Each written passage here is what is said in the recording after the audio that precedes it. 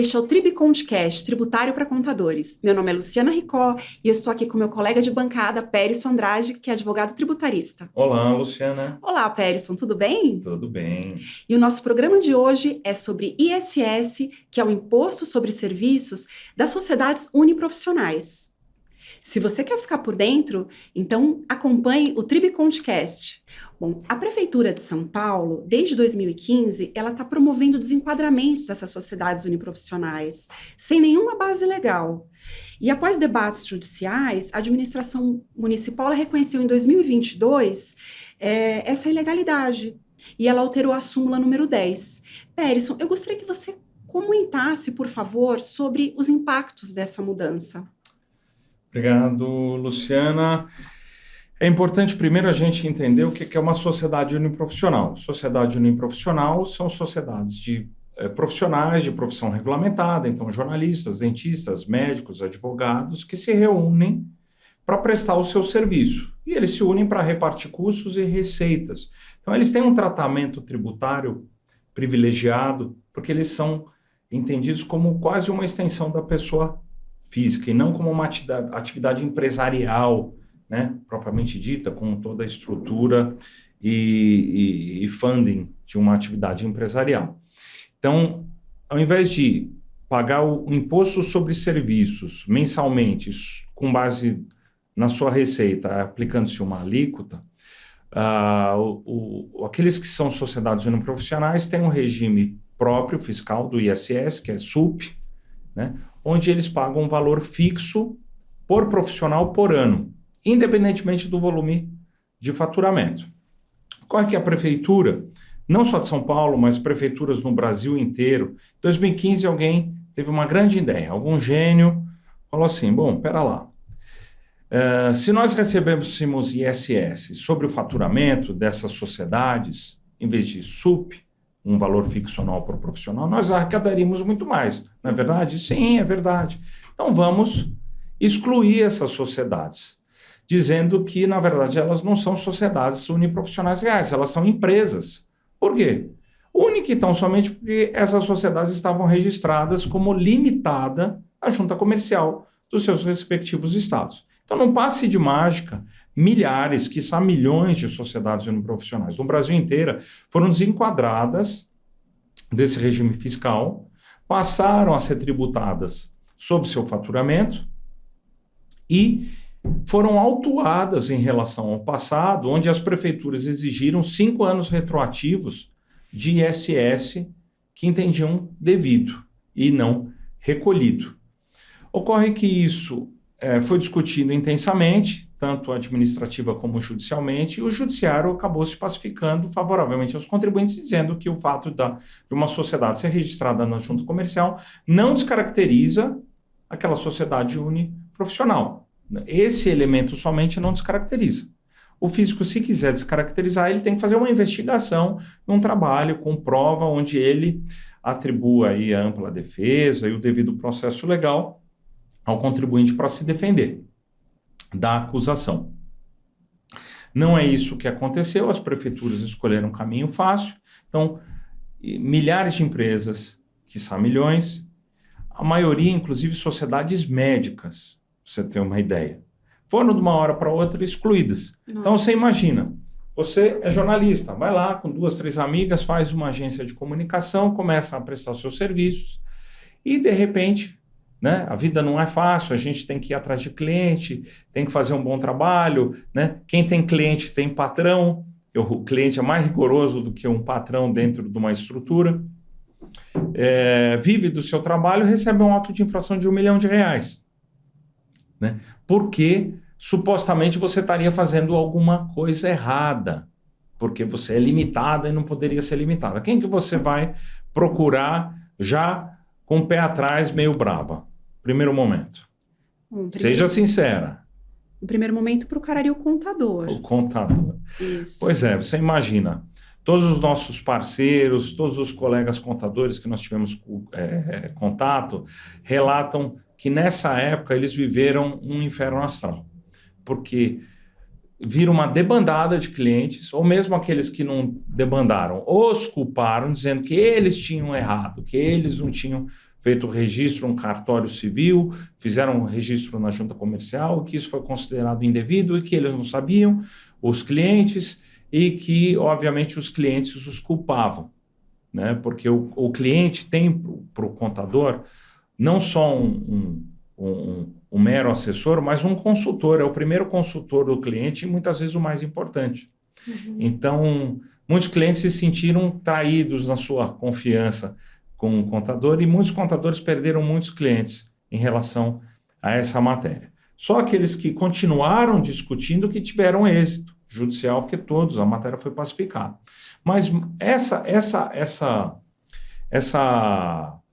parcela do empresariado, vamos dizer assim, do empreendedor, ela não tem apetite para risco jurídico. Então, você recebeu um auto de R$ 1 milhão, daí a prefeitura logo em seguida solta um PPI, um parcelamento incentivado, onde ele diz, olha, em vez de R$ 1 milhão você me pagar 200 mil e em 120 vezes. O que é que você vai optar? Eu acho que a maioria deve optar pelo parcelamento, né? Pois é, muitos trocam segurança por justiça, né? Não, trocam justiça por segurança.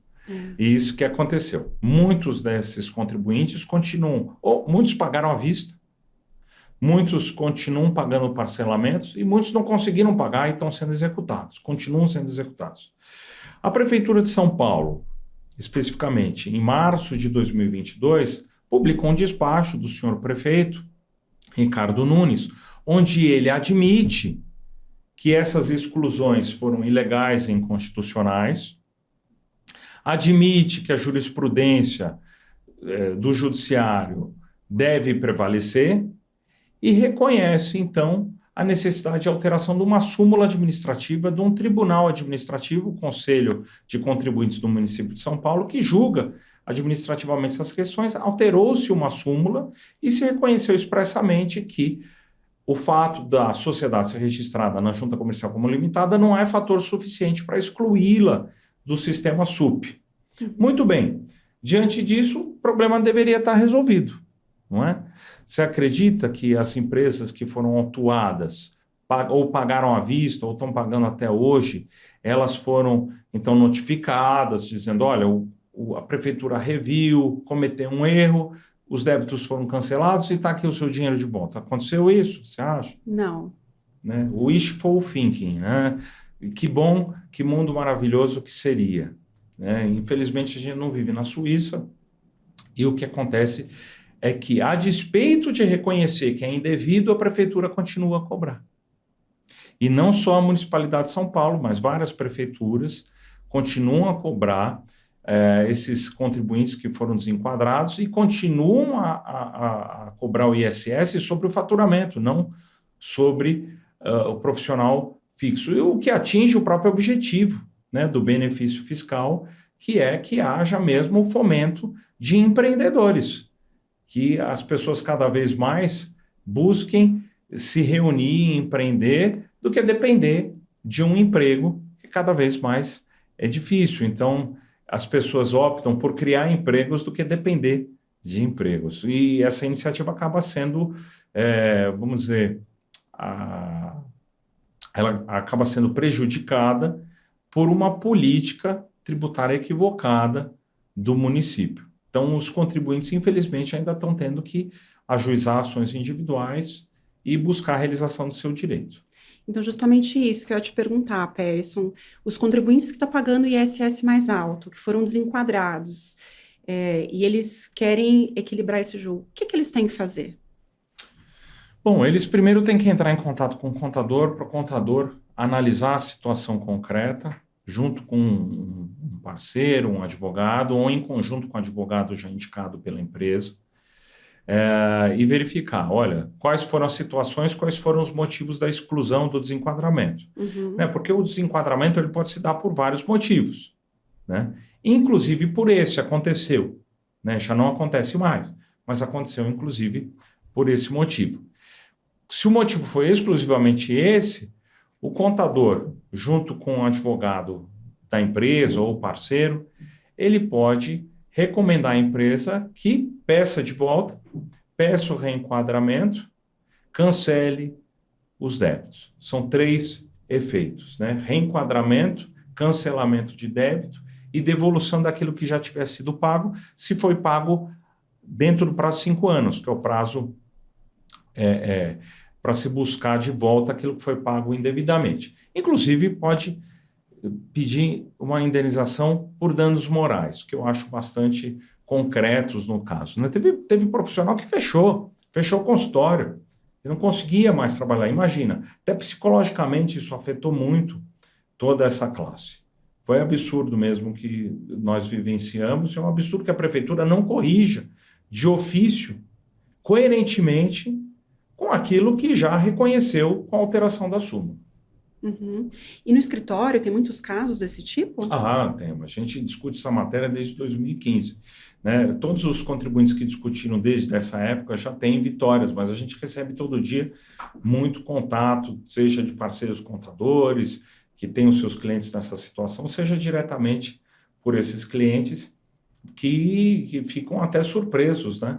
Poxa, então tudo que eu passei eu não deveria ter passado. E muito surpreendentemente, poxa, meu contador não errou, então. Né?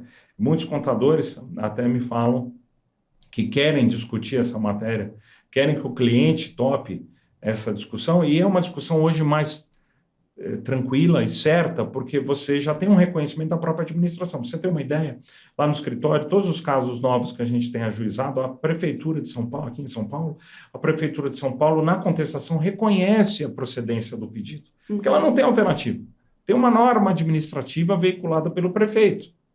Né? Como é que ela vai contrariar isso? Então, a Prefeitura mesmo reconhece a procedência dos pedidos e informa que cancelou os débitos administrativamente. Aí a ação só continua correndo para se obter a devolução daquilo que foi pago. Mas é uma matéria hoje certa. Se tem uma matéria certa na vida em matéria jurídica, é essa. Porque quando o réu reconhece que estava errado. Realmente essa é uma matéria muito relevante. Pelo que você está falando, tem muitos profissionais que se enquadrariam, inclusive, para rever esse erro. Com certeza, né? Com certeza. Sim, muita gente que está pagando muito mais do que deve, até hoje. Ou que está desesperado, porque não tem dinheiro para pagar e está sendo executado, está tendo patrimônio penhorado. É triste mesmo a situação.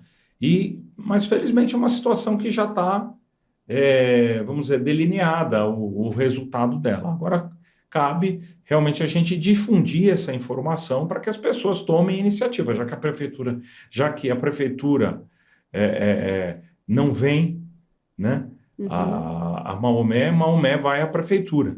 Então, a gente tem que buscar a realização dos nossos direitos. Tem mais algum comentário que você queira fazer sobre esse assunto que a gente acabou não comentando aqui? Um comentário só é que essa postura da prefeitura é imoral. É imoral e deve ser corrigida. Eu, inclusive, promovi uma ação popular para discutir esse assunto, mas, infelizmente, o judiciário até agora não se manifestou. Né? E não sei quando se manifestará. Né, porque essa ação popular beneficiaria toda a universalidade desses contribuintes. Mas, quiçá daqui a 10 anos a gente está falando dela num outro podcast. Enquanto isso, acho que as sociedades profissionais têm que buscar a realização desse direito junto com seus contadores, que são seus consultores, né, de confiança. Com certeza, Pérez, muito obrigada. Nada, Luciana. Até a próxima. Até a próxima. E esse foi o Tribcontcast, Tributário para Contadores. Se você gostou do nosso conteúdo, curta o nosso canal, ative o sininho para novas notificações. Semanalmente, eu e o Pérez estaremos aqui para trazer novidades, informações tributárias de interesse dos contadores. Até a próxima. Até.